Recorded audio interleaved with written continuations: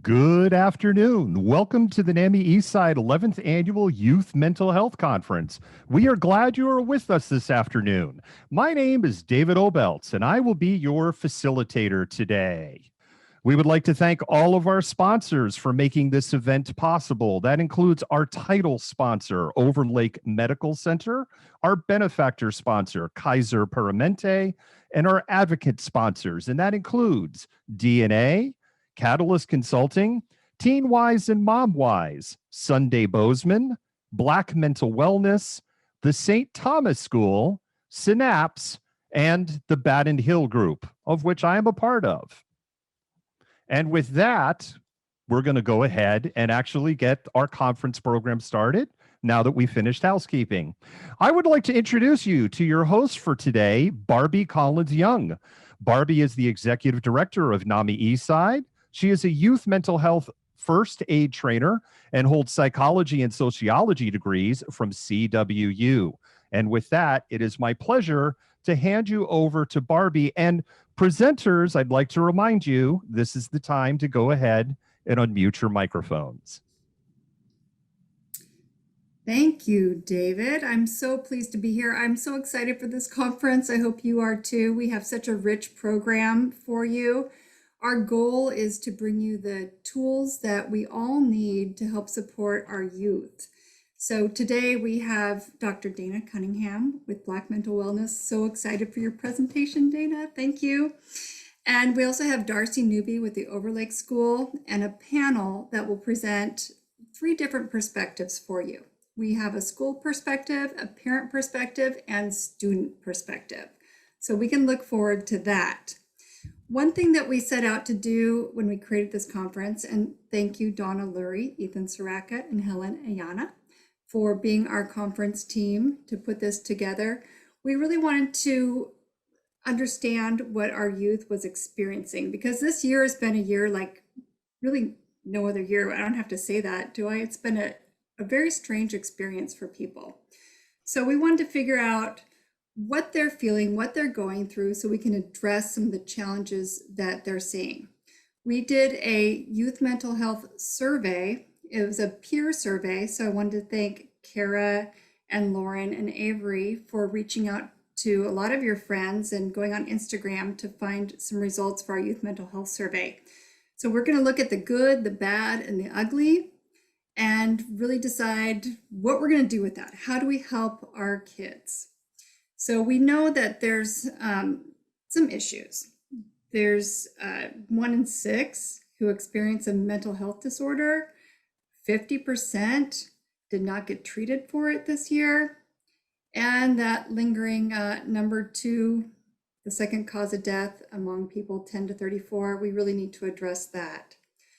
So we need to make a difference, and that's why we're here today. So thank you for spending your time with us. We really appreciate it.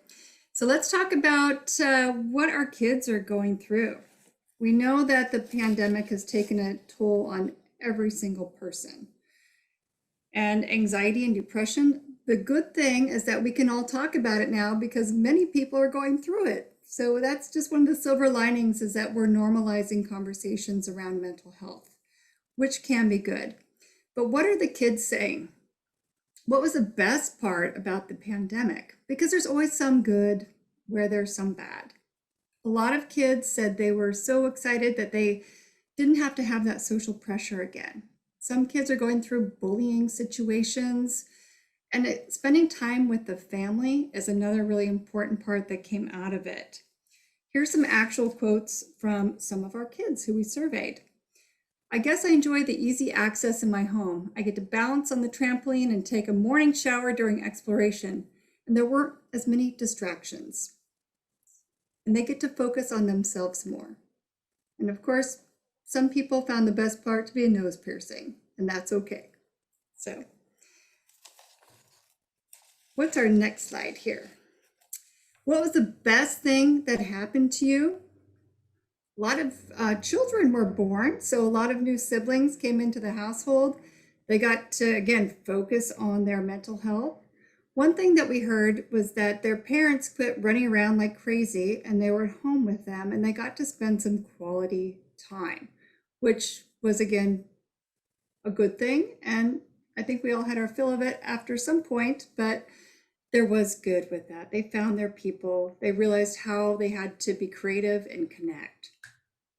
And we'll move to the next slide, David.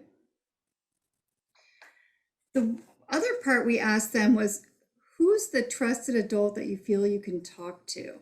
And this was a really interesting piece. So a lot of people do talk to their parents. Our youth are talking to their parents or other families or friends' parents, other adults. A lot of kids really find a lot of trust with their therapists, and they're asking for more help with their mental health through counseling and therapists. But also a lot of them didn't talk to anyone. So we'll talk about that in just a moment. The one person that kids are seeming to turn to is their friends. And I think one thing that we can do is we can equip our kids to help their friends. This is one thing I've been a big advocate for, because adults feel like I have to help you, but if you're not turning to me, who's going to help you, and how are we going to equip them with the tools necessary to help their friends? If they're coming to each other and they don't have the tools, what do we do? So that's one of the tools that we're going to work on today, is understanding what our kids need if they're talking to each other.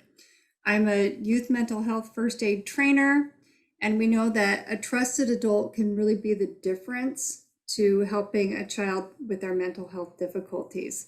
But if there isn't a trusted adult and we have peers, we need to equip our peers. So that's where our school comes in and some friends. And one thing I've been very excited about is there's been students who want to start mental health support groups. They want to start clubs. They want to support their friends. There's an energy growing in that area.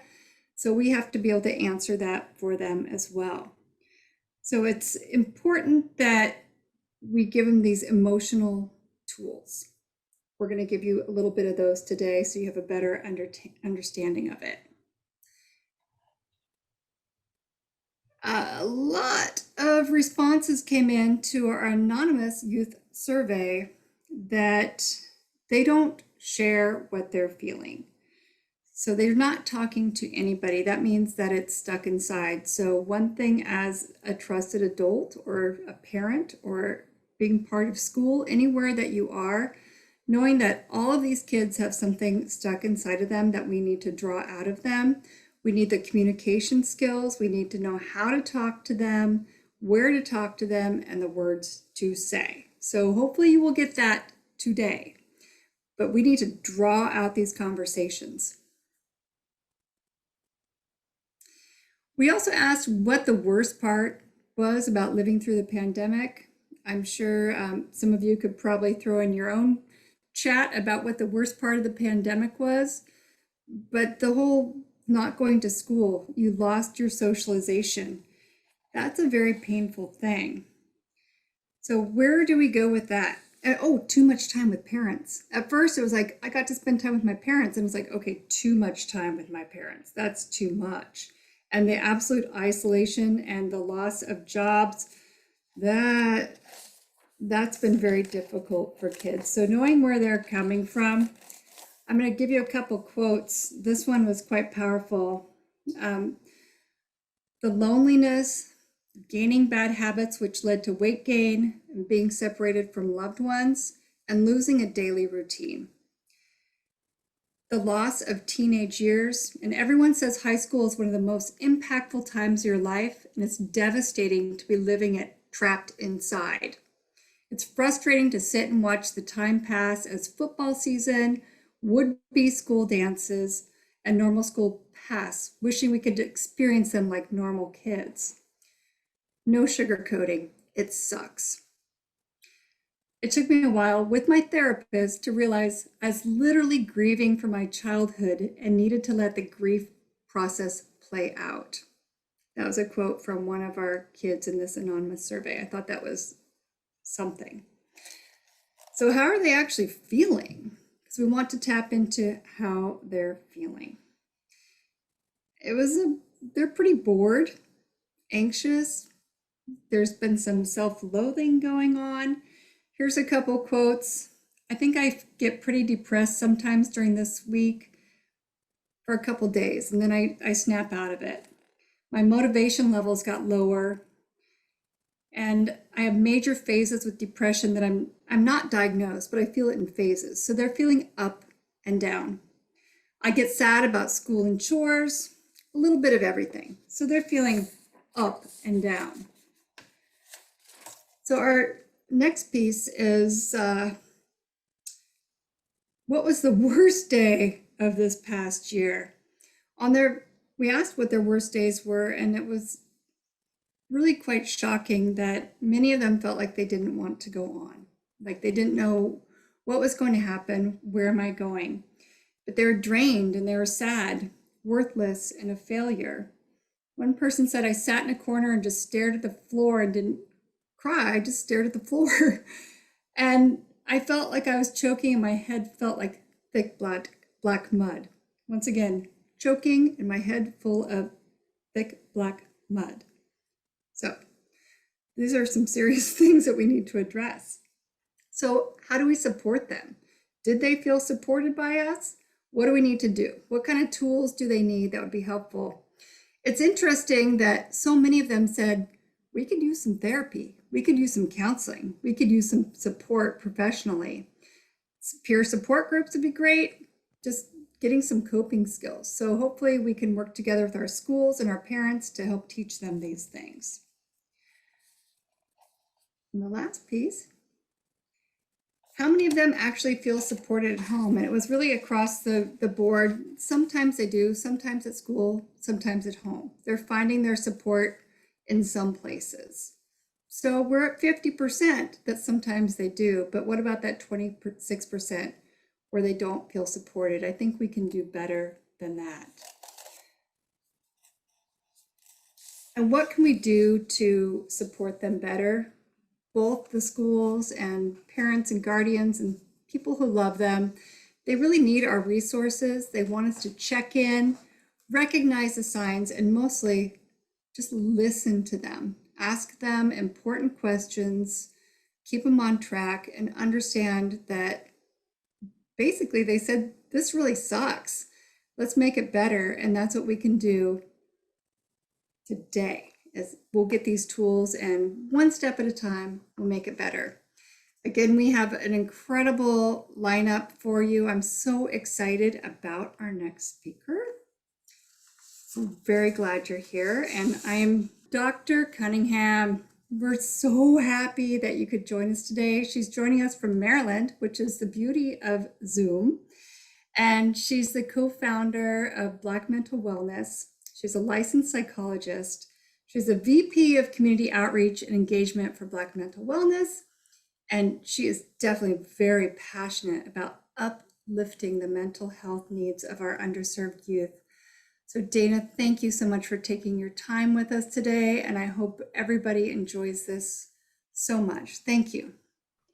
Thanks, Barbie. Thanks so much for having me and for inviting me to the conference. And thanks to Donna, Lori as well for connecting us. I am just so happy to be here and sharing with you all today.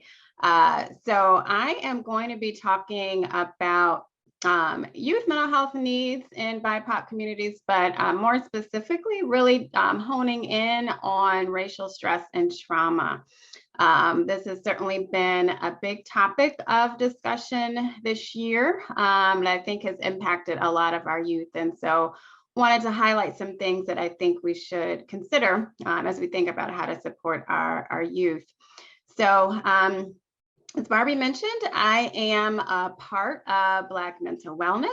And our mission as a group is to provide information and resources about mental health from a Black perspective, but a lot of the information and resources that we share can be applied to everyone. So I encourage you all to definitely, if you have time, check out our website, blackmentalwellness.com. There are a lot of good resources and information there.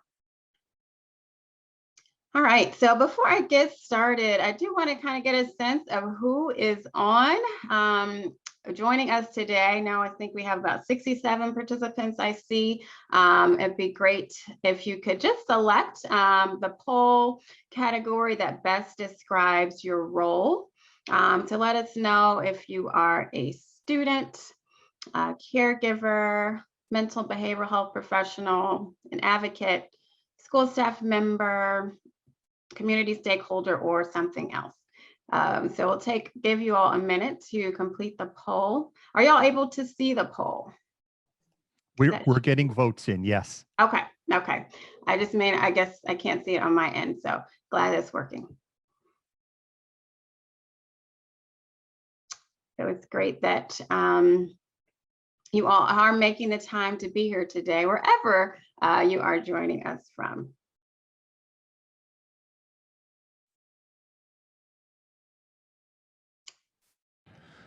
Dr. Cunningham, we've run it for about a minute. I can give you the results. There's still results coming in as I go ahead and let you know how we voted. We've got 4% are students, 9% are caregivers, 41% are mental behavioral health professionals, 2% are advocates, 32% are school staff members, 7% is community stakeholders, and 5% is other.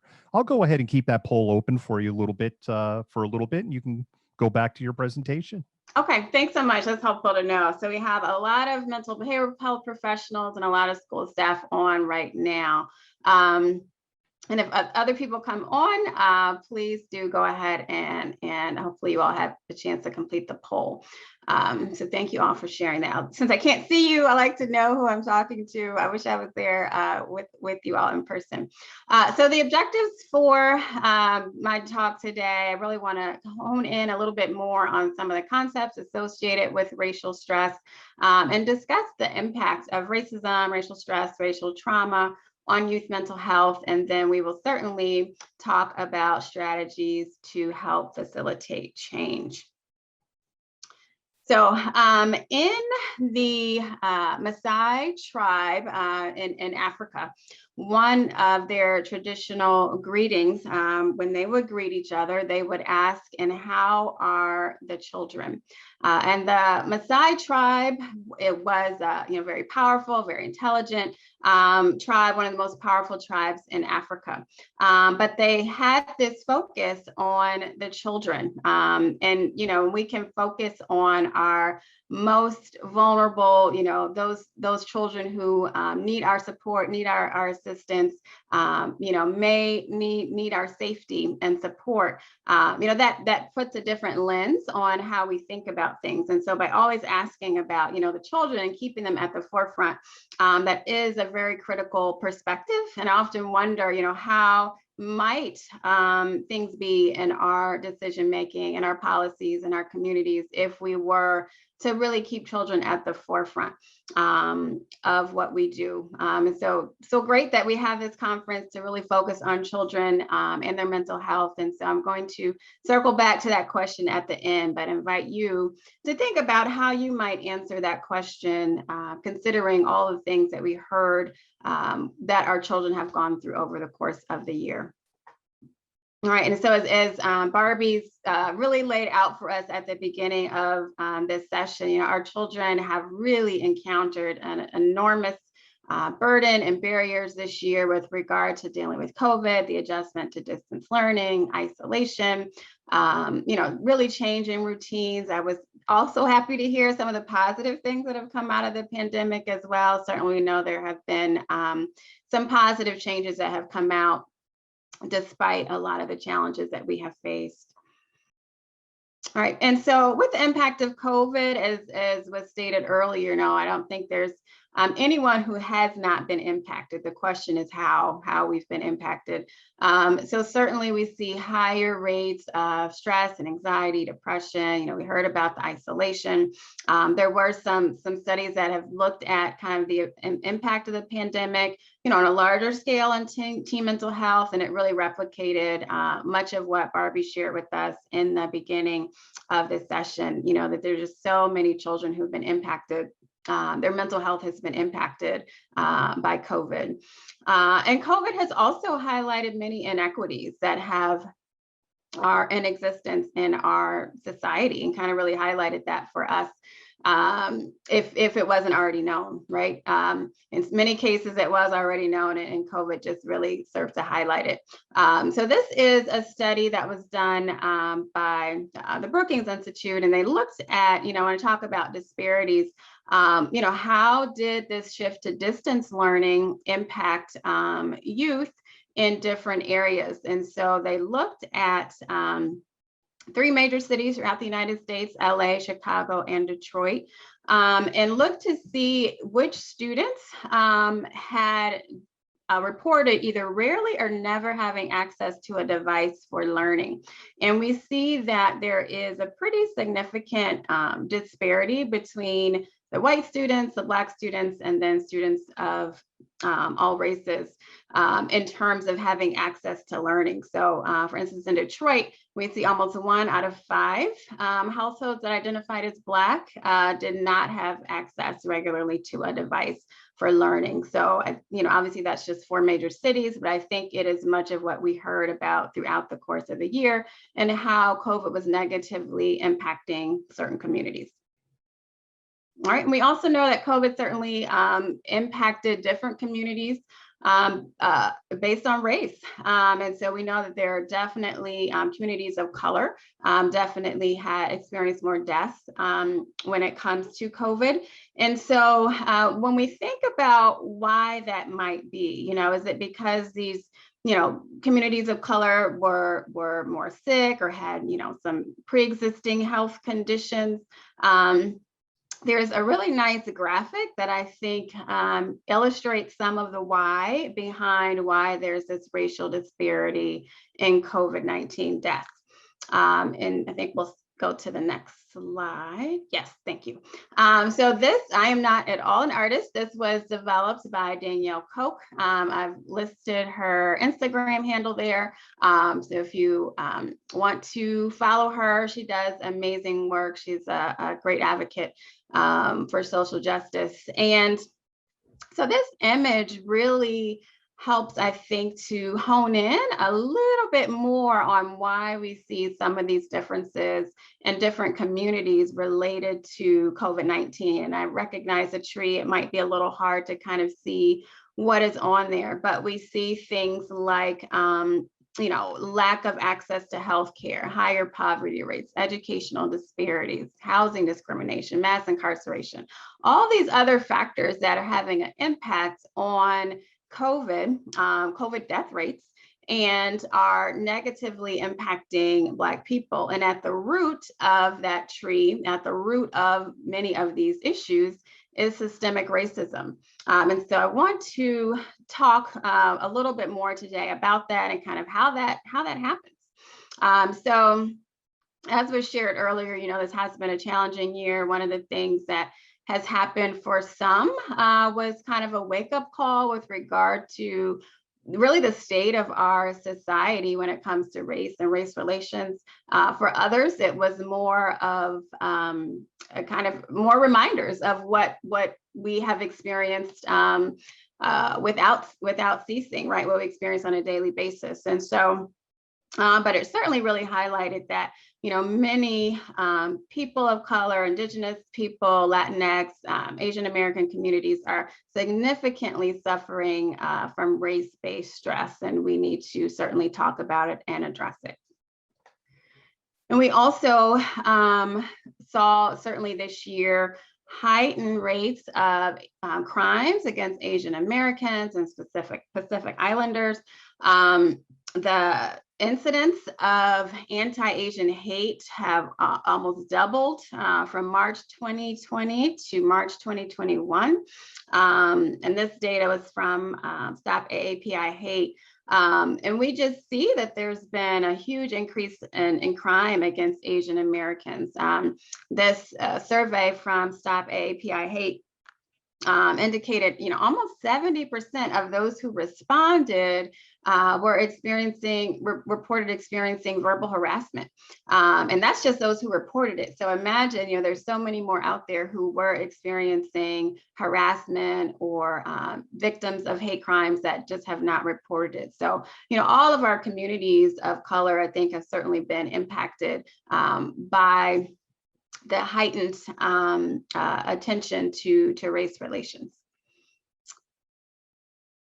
And so I want to talk a little bit about types of racism. So on the slide, previously there was highlighted structural racism, and I will explain that. But the one, I think that is most common, that most of us are familiar with, are interpersonal racism, right? So that's where there might be negative comments made about someone of a specific race. We see where certain biases may come out and come to play. There's that belief that another group is more inferior than another one. And then we see institutional racism, where there are different policies and practices that are in place within certain institutions that impact specific groups, and typically creating disadvantages or inequities for groups of color often. And so we may see things like discriminatory loans. I just heard on the news story last night, there was a woman, I think in Indiana, who was trying to get a refinance on her home. She was a Black woman, and the first two people that came to her house to provide her with the appraisal came in at a really low rate. The third time she got an appraisal done, she had a white man come to her home and meet the appraiser, and the price of her home somehow magically tripled or doubled, I'm sorry, just from this one appraiser, right? So things like that, examples like that, when we know that criminal justice system, typically people of color for the same crime get longer sentences. So there are policies that are embedded within certain systems and institutions that are racist policies and have a negative impact on people of color. And then we have this sort of structural or systemic racism, where we see that just kind of the compounding impact of all of the things that are happening in our society that are creating these inequities and adverse outcomes, for people of color and advantages for whites. So we see things like, we know there's a significant wealth gap between communities of color and white communities, or we know that Black Americans are more underrepresented in higher paying jobs. And so when we kind of, again, drill down to the root and we kind of think about that tree, we have to think about what is really kind of driving a lot of these things. And I am happy to see questions about sharing the slides. So I'm happy to share those. Okay. So I want to talk, I know we have a lot of educators in our room, so I'm glad we can talk a little bit. Well, I can talk to you. You can talk to me through the chat about systemic racism in education. We know that it happens. We know that it exists. And it's time that we really, hopefully you all have started having some conversations about how to try to dismantle many of the current systems that are in place. But we know in the education system that students of color are suspended more frequently, expelled more frequently, more likely to be arrested at school, more likely to be in special education as opposed to placed in honors classes.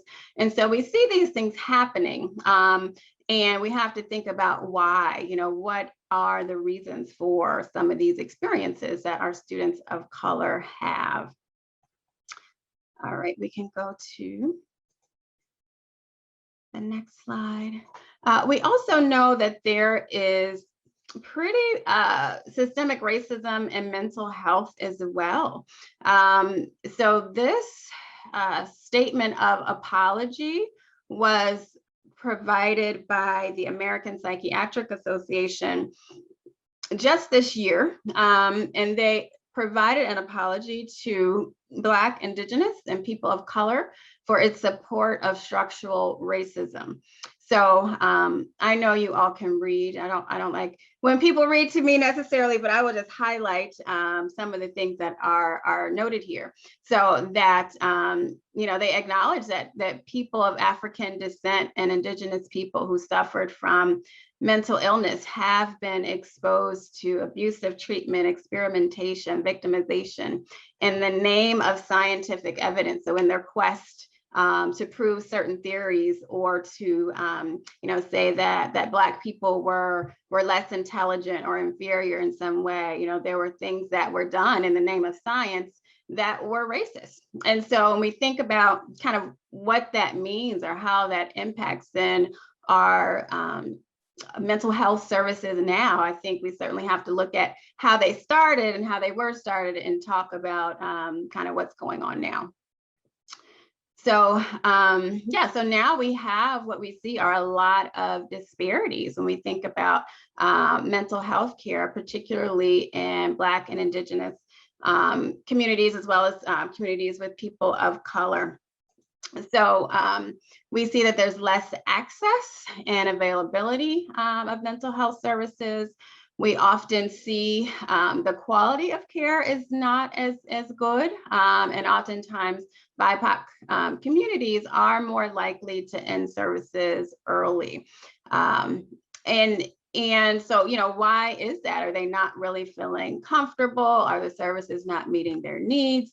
Do the providers need to be perhaps more culturally aware and responsive? Is it insurance? There's a lot of different issues, but we know that and the overrepresented and restrictive levels of care. So that means that there are more youth of color and as well adults when we kind of think about jails and prisons, but more overrepresented in those more restrictive levels of care. So we think about for youth, that would be like residential care, foster care, juvenile detention. And there's a statistic there about mental health services only meeting the needs of about 13% of the youth of color compared to about 31% of white youth. So there's been some research that has looked at some disparities related to access to care. And so we have to really think about what is going on. And David Satcher, our previous Surgeon General, said that members of ethnic and racial minority groups in the U.S. face a social and economic environment of inequality that includes greater exposure to racism, discrimination, violence, and poverty, all of which take a toll on mental health. And so I think, when we think about all the different things that are going on for our youth of color, we can't separate their experiences in life from what's happening with their mental health, right? We have to think about these other factors as well. Okay, so what contributes to some of these disparities? Some of these factors I've already kind of started talking about. Certainly there's cultural differences that may have an impact on disparities, and that can be certainly language issues where, perhaps family cannot find a therapist who might speak their native language. The cultural presentation of symptoms is a big one too, because in some communities, in some cultures, there's not even words to describe things like depression. So if my community doesn't have a way to describe what I'm feeling, then how can I go about even getting support and seeking services? So we know there's also, some of those other larger barriers about, shame and stigma and kind of wanting to seek support, but perhaps not feeling comfortable doing so, maybe not having someone in your community or in your social circle who is supportive of that. So a lot of other factors are contributing as well that we have to be aware of.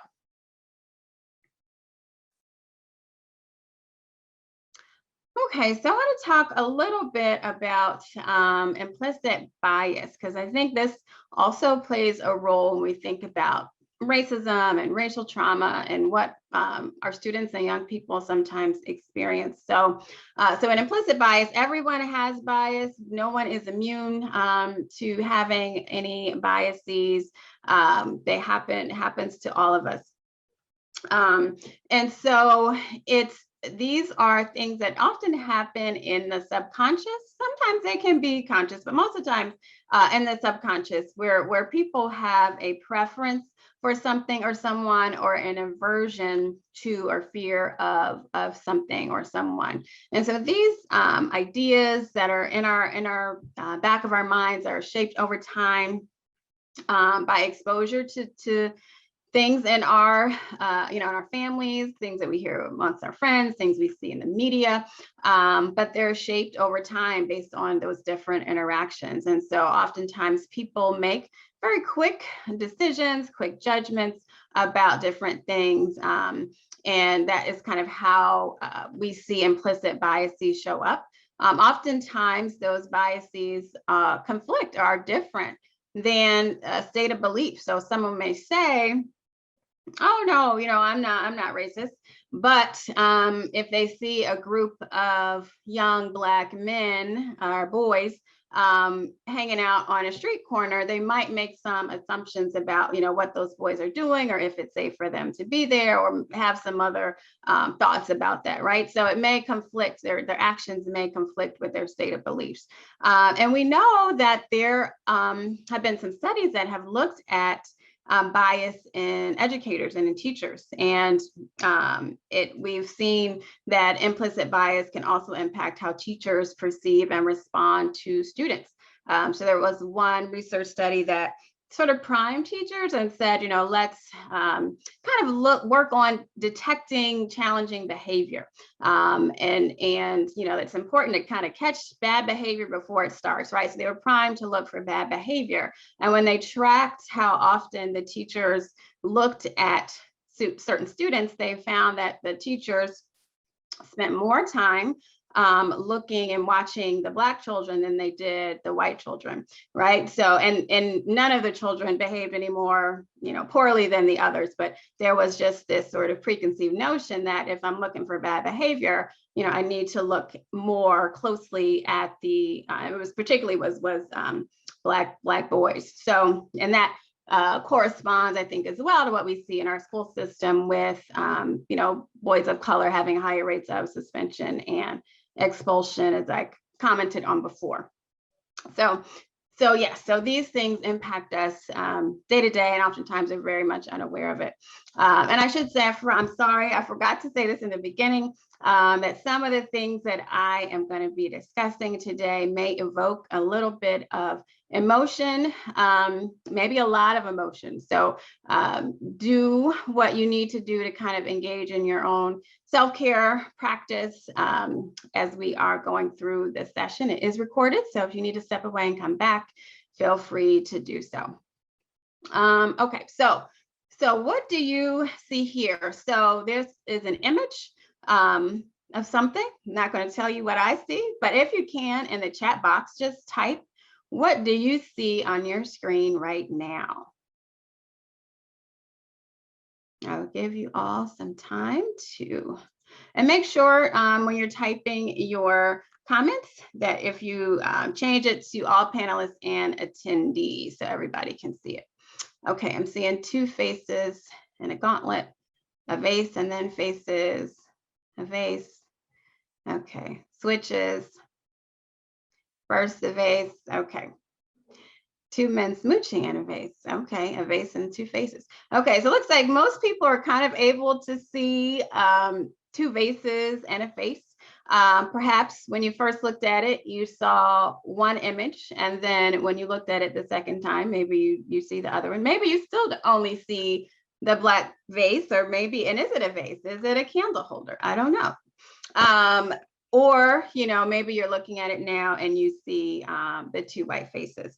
Point of this really quick exercise, right, is that we can, a man in the mirror, I like that one. So we can all see something, the same image, the same thing, and have different interpretations about it. And, pretty quickly, when we look at something, we make pretty quick determinations about what we see or what we don't see. And sometimes they can be wrong. Sometimes we don't know. Sometimes we need more information. And so, that is oftentimes, with our biases, we make very quick assumptions and decisions.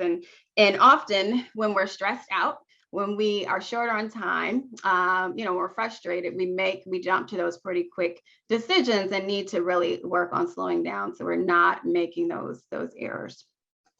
All right, thank you all for engaging in that activity. All right, so I want to talk a little bit more. So I talked about bias, I wanted racism.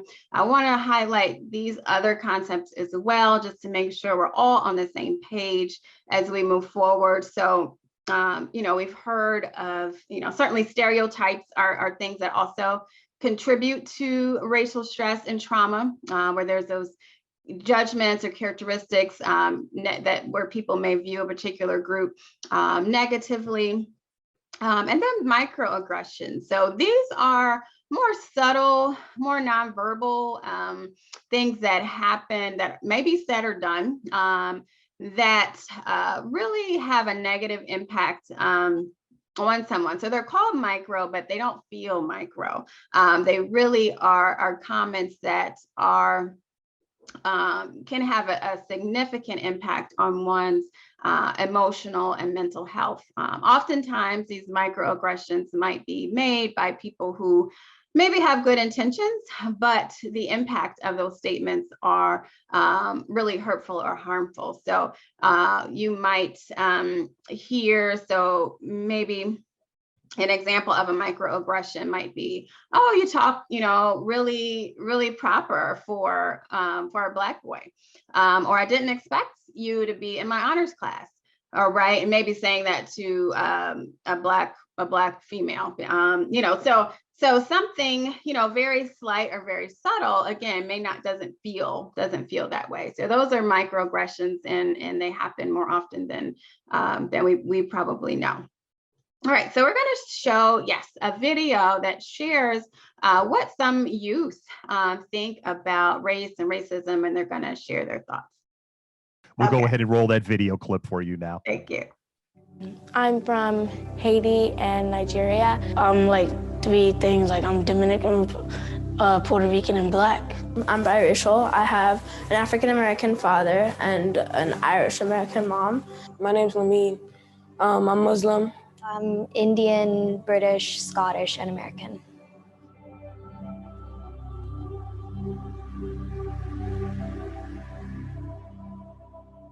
My parents are from Venezuela, and I was sharing like one of the foods that we eat, and then I got made fun of. They were like, "What is that? Ew.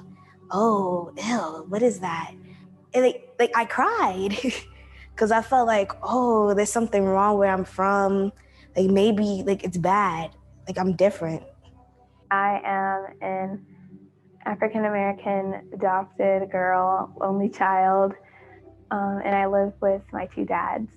I remember when I was younger, I went with my family to a restaurant, and they made us pay in advance just in case we didn't pay afterwards, and that was kind of upsetting. You start to notice that people are different, and you have comments, they might be racist or they might not be, but by the time you get older, you know that it is racist and you should stop. I feel a little scared about if I, just walk down the street, cops might just think I'm doing something bad, and then if I try to explain to them, they won't listen and then just start beating me up and doing terrible things to me. I think there's this anxiety that kind of comes with being biracial, that kind of eats away at you, almost like you have to prove yourself that you're one or the other. For example, I hear the phrase, "You're not Black," all the time. People sometimes think that I'm supposed to talk ghetto or whatever that is. Oh, she's uneducated because she's African American. Because I'm Hispanic or Latino, I can't have a lot of money. Just this weekend, I went with my friend to Urban Outfitters, and we were shopping, and I really wanted to try on this dress. And then this lady that was just there, she was kind of watching me, and I'm just I'm not gonna steal it or anything. I think white privilege is the idea that in your everyday life you're getting treated differently and sometimes with more respect, or people just trust you more, or they have certain expectations of you, like you might be smarter or you might be wealthier because you're white. It makes me feel guilty sometimes, even though it's not my fault. I feel guilty for having a privilege that I don't deserve. If I was ever the mayor or something that controls the policeman, I would want to go out and look in the neighborhoods where there are people that's very friendly, so you can pick them instead of these guys that's just doing all this training. It's better to pick people that's more minded with the community than to just pick some new guy and get on the street. It's just not gonna work out. We have these kids from, they're Ecuadorian, and they get made fun of because they look Mexican, and they get told on a daily basis, oh, you like tacos? Oh, you like churros? How come I saw your mom on the corner selling ices? Like, it's like, I feel bad for them personally, because I'm like, wow, like, they're not, and like, even though they tell them I'm not Mexican, I'm Ecuadorian, they still get teased.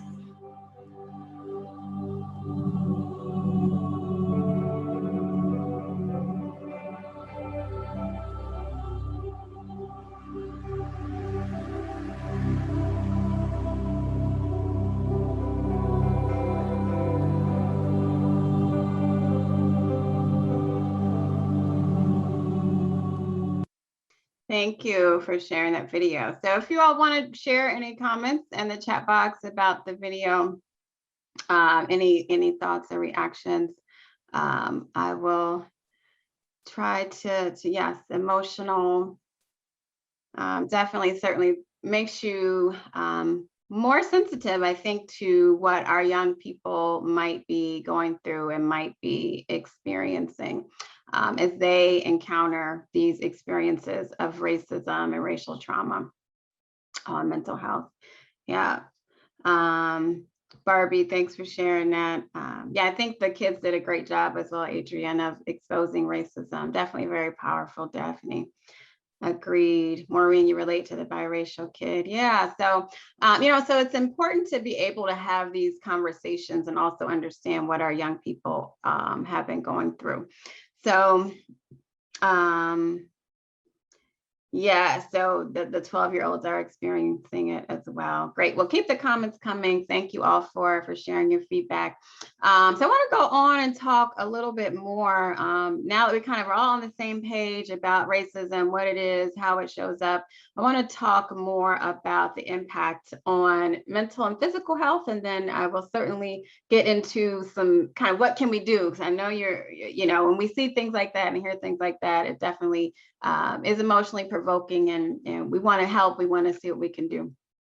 So, so the impact of racism has been pretty well documented. Racism is considered to be a chronic stressor, and when we experience certain stressors over and over and over again, we see heightened rates of other issues related to health and mental health issues. And a lot of this research has certainly been done with adults, but we have also seen with young people the impact of racism on mental health and some of the things that they have reported as well when it comes to their mental health. So sometimes it may not be, I know we have a lot of therapists on today, so it may not be, oh, well, this is depression, this student has anxiety. It may not be a specific, diagnosis that we are looking for, but, certainly looking for other things. When we see students feeling disconnected, we may see them just having a decreased sense of hope about their future. If they know that I don't have to do anything wrong and I could be in my car and get killed, get murdered by the police, or, I don't know if it's, safe for me to go outside late at night. I'm not sure if I'm going to come back home, right? So these are things that our kids are thinking about and wondering about, in addition to, why don't people like me? Why am I being mistreated, right? How can the world be so cruel? Maybe being a little more vigilant about, people's intentions, and kind of wondering, why are they sort of being treated a certain way? So we see this kind of emotional distress oftentimes with racism and kind of how it impacts mental health. Some students may feel silenced. They may feel like they can't say anything at all. They may feel like, the world is kind of going on without really paying attention to what's happening with them. They may feel like their experiences are being minimized, that nobody is really kind of talking about racism and sort of how it's showing up in their daily lives. So feeling invalidated, feeling enraged, there's a whole host of and range of ways that we see oftentimes students responding. And so, you kind of may be wondering, well, how often, are you sort of reporting experiences with racial stress and discrimination? There have been some studies that have looked at this.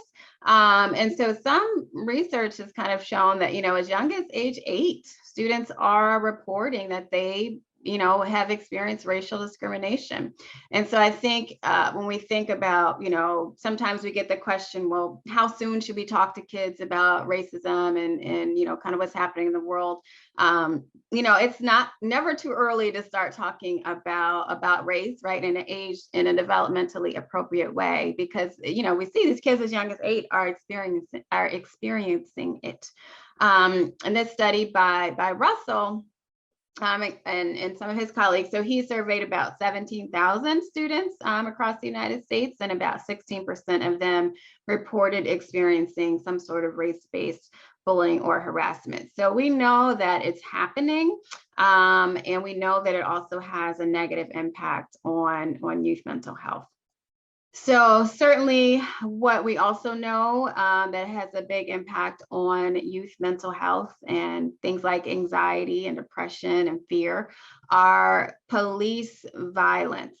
So no, it's no secret, right, that this has been a huge focus and a huge topic of discussion around many tables over the course of the past year. And we see that, youth of color are more likely to be involved with the police, to be killed by the police.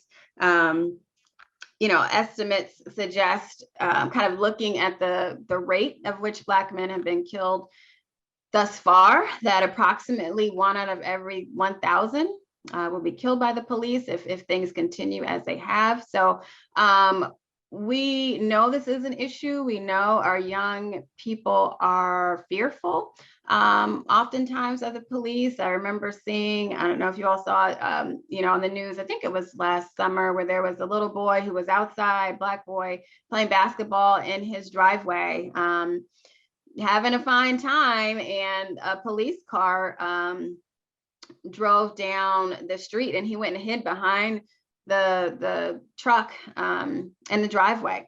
And so, he wasn't doing anything wrong, but just had this fear that he wasn't safe.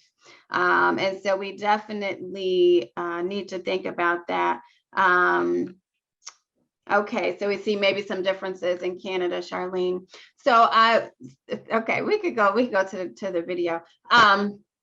So I want to share with you all kind of what I was saying about just sort of the fear and kind of how these issues with police and police violence and police brutality have impacted our young people, particularly our young Black men. So if you have not seen this video of Kedron Bryant, we will show it. I will say maybe have your tissues nearby if you need them, but it's definitely a very powerful video. Definitely a very powerful video. We'll go ahead and cue that up for you, Dr. Cunningham. I'm a young Black man doing all that I can to stand.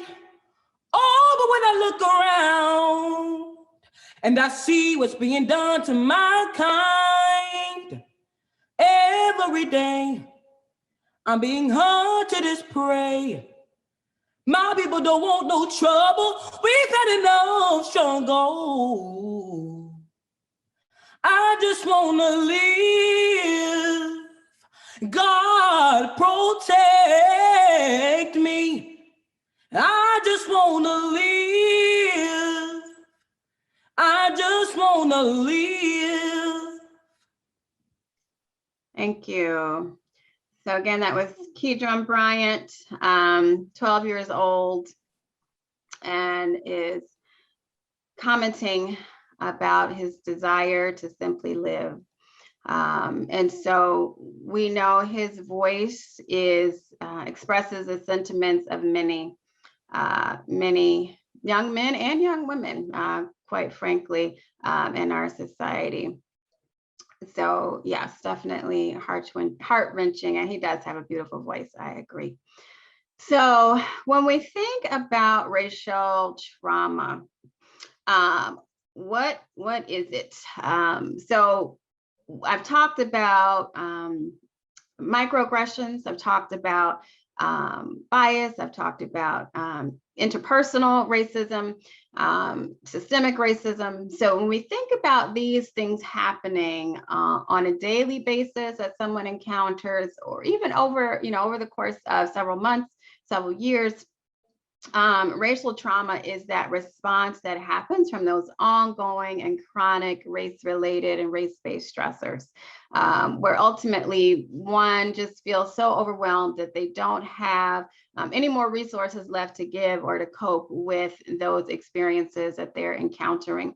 And so we often may see it impacting their quality of life in terms of their relationships with other people, overwhelming sense of fear, hopelessness, horror. But it really where there's now an environment where people feel unsafe and feel vulnerable simply because of the color of their skin. And so when we think about how that shows up in children, similarly, we can go to the next slide. Thanks.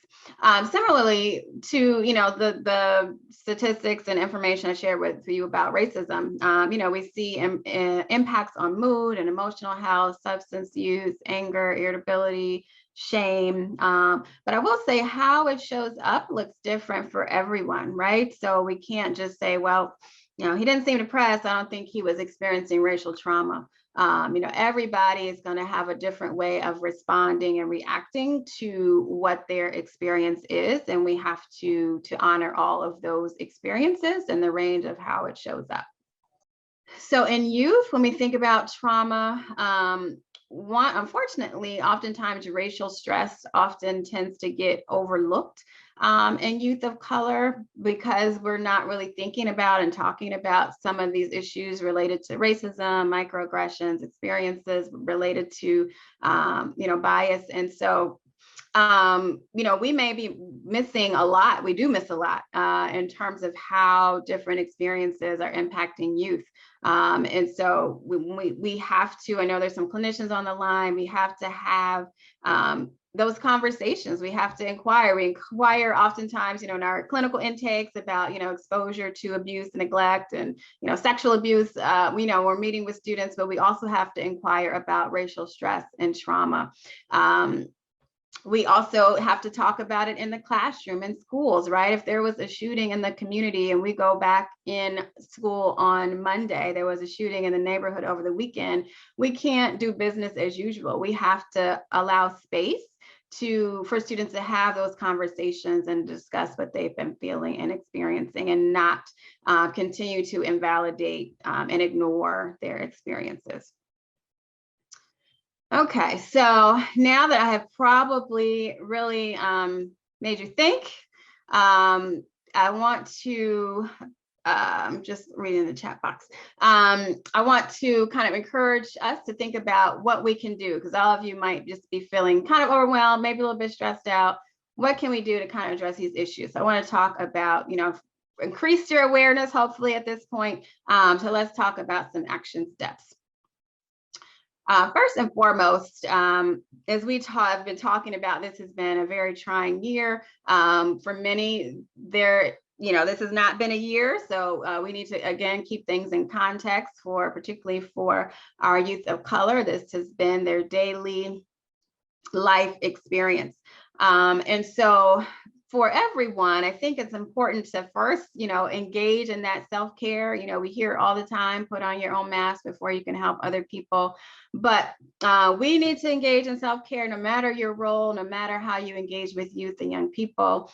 But then also for our young people who have been impacted by racial stress, encouraging them as well to engage in what they need to do to help themselves feel better. And, everyone, again, is different. What's going to work for one is going to may not work for someone else. But I think kind of thinking about these core 4 features, so physical health, our mental health, our emotional health, and our spiritual health, finding ways to address all of those are really important. So when we think about our physical health, we hold a lot of tension and stress. Trauma lives in the body. And so we have to find a way to release that, to whether that be through movement, through dance, through exercise. We have to, do something physical to release that. We have to address our mental health needs. Sometimes that might be talking to other people. Sometimes that might be just kind of unwinding and unplugging. Your brain might just need a break. Kind of taking a social media break is really helpful. Now, I didn't talk about this much earlier, but one of the things that's also really traumatic is watching people get killed or get harms, via social media or, via the TV or the news. And so we have been exposed over the last year to a lot of that. And knowing when to unplug, knowing when you've had too much or watched too much is important as well.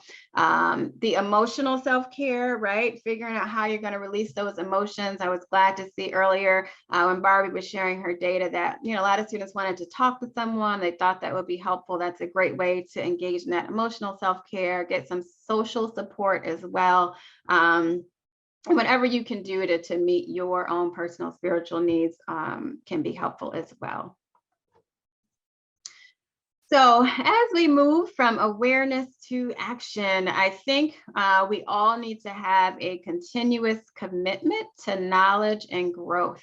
So I know there are, this year there have been a lot of book lists that have been put out, a lot of book clubs and study groups, and that's great. But we need to also dig a little bit deeper, but also find ways to expand that work. So one, I think we definitely have to start with knowledge of self, right? Learning about yourself, what your own biases are, where are your areas of growth? Where do you need to learn more? And then also as well, certainly learning more about other people. In other cultures, oftentimes we tend to surround ourselves with people who think like us and do things like us. And so when we can get ourselves out of those boxes, that certainly definitely helps to expand our knowledge and growth. If any of you, I'm sorry, I just thought of one quick note about this. If you want to kind of explore your biases a little bit more, there is something called an implicit association test. So if you Google that, I will just write in the chat box real quick. If you Google it, there are a host of, it's through Harvard University, I believe, but different tests that will come up that you can take to sort of test your implicit biases around a lot of different areas, not just race, gender, all sorts of things. So I encourage you to check that out as you learn more about yourself and what your biases and blind spots are. Okay, thank you. All right, so leaning into discomfort. I think, this work is not easy. It's uncomfortable. It's not linear. And so we have to be comfortable with discomfort when we do this work. And so some of the things I kind of have encouraged folks to ask is kind of think about, in your peer group, oh, thanks, David, for putting that there in the chat box, in your peer group, in your home, in your work environment, who's not there? Who is missing from the table? Whose voices have been either silenced or not a part of the work? And how can you invite them, make your space more comfortable for them to join you? Thinking about how you've benefited from privilege. How have you used your privilege to help and sort of make things better? And let me say, privilege is not just about race, right? Privilege is also about class, about education, beauty standards, right? Our society is grounded in all sorts of privileged identities. And so one way to kind of think about your privilege is sort of instead of thinking about what you have gone through, think about what you haven't gone through and why that might be, as you kind of lean into thinking more about, your privilege. Are you able to go into a bank and not worry that you got the best loan rate? Are you able to go out at night and wear a hoodie and go for a jog without a problem? Right. So thinking about sort of your daily experiences and what you may have or have not experienced, to encourage you to think about that privilege piece. Okay, so creating brave spaces is really important as well. We have to create space. I'm so glad that I was invited to come talk today, and NAMI Eastside is open to creating these brave spaces for us to have these conversations. You know, we have to talk about it, you know, not only in conferences like this, but certainly in our homes, in our schools, in our communities. We have to have these conversations. I think it's really important to name what's happening, right? So we don't want to just say someone, you know, someone said something to me I didn't like, right? What, obviously you can't say that, but you know, the point is kind of really naming what's happening when we can put words to what's happening. So, you know, I felt like that was a microaggression, or, you know, what I'm seeing here, you know, this is kind of the impact of systemic racism, right? Talking about what we're seeing and what we're experiencing is important. Holding other people accountable and taking accountability as well is important, you know, right? I think right after George Floyd died, there was a lot of action on social media about, you know, hashtag Black Lives Matter. There was the blackout day, right? Everybody was changing their squares to black. And so a lot of organizations were putting forth messaging about, you know, we support this and we're going to do this. You know, go back. Are those people, have they done, are they doing, or what sort of actions, you know, have been taken? You know, hold those folks and those people accountable. And we also have to take accountability for ourselves as well. As I said, this work is not easy. We're going to make mistakes. It's not going to be perfect, but if we do our work, it will certainly help the process. And I have call others in as opposed to call others out. So when you see, or when you maybe hear a comment that perhaps sounds racist or feels racist to you, because it's not about the intent of the person who made the comment. It's about how the person received it, right? And so that's really, we kind of have to think about the impact, not necessarily the intent.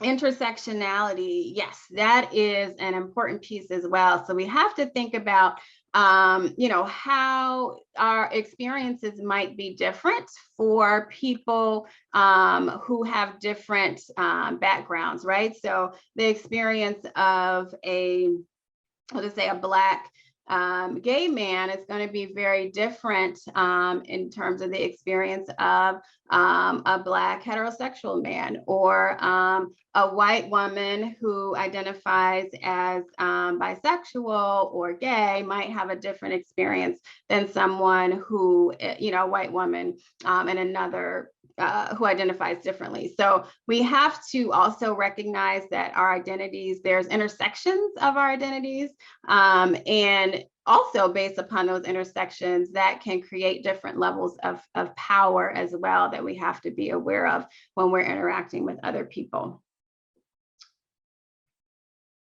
Okay, so also, you know, we have to do the work, right? That is important. Oftentimes we may sit back and kind of wonder and think that, oh, this is terrible, this is awful, I can't believe all these things are happening in our society. Somebody has got to do something about it. But you very well may be that somebody. I like this quote from Lily Tomlin. I always wondered why somebody doesn't do something about that. And then I realized I was somebody. So you are somebody too. Oftentimes, you know, sometimes people do things for recognition and for approval. They do things when people are watching. I would encourage you to do something that you don't get any praise or recognition for. That is when we really know we are in the trenches, you know, really doing the work. And, you know, as I said earlier, there was a huge push on social media about activism, and we activism can't begin and end with a hashtag. We have to get beyond the social media activism and really get involved in our communities and start having some conversations. All right, and so I'm going to kind of wrap up here with another beautiful illustration by Danielle Koch. I think she really perfectly illustrated her thoughts about people who consider themselves to be allies in this work against injustice. And so she is showing this cycle of inaction that sometimes happens where there's a horrific injustice that happens. And as a result, people experience shock and confusion, which leads to some sort of emotional response. And then performative allyship, which is, not really completely engaged. And then they might experience guilt and fatigue as a result, which leads to inaction and passivity and apathy. And that sort of cycle of inaction continues. And she proposes an alternate cycle of action. So when a horrific injustice takes place, we won't be overtaken by shock and confusion as if the fruit of systemic oppression is surprising. Instead, our emotional response will be marked by empathy and compassion, leading to a rejection of performative allyship in exchange for the real vigorous work. And should guilt and fatigue try to settle in, we'll recenter the needs of those yearning for liberation, remembering that inaction and passivity are detrimental to justice, and that apathy is the antithesis of unconditional love.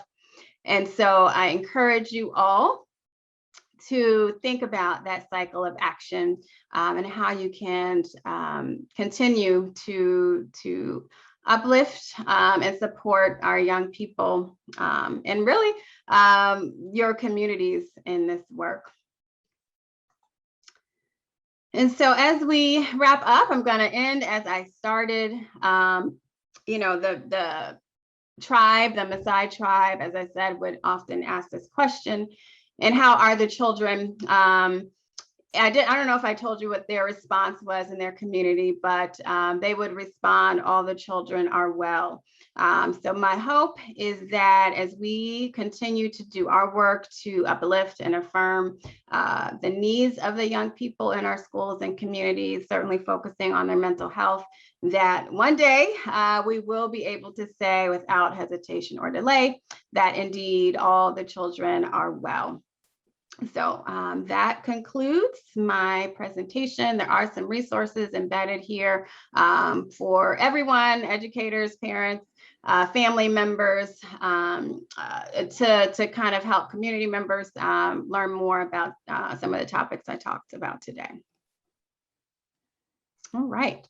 So I think I might have 1 minute. I don't know. I see one question in the chat.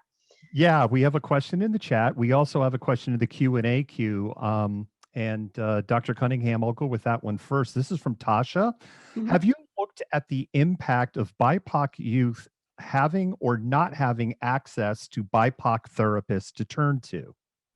Yeah, so that is something that has come up a lot. And so what we see is that what is most important instead of the race of the therapist is that that therapist is culturally responsive and in tune with the needs of the youth that they are working with. So when youth feel supported, when they feel heard, when they feel valued, that is what is most important.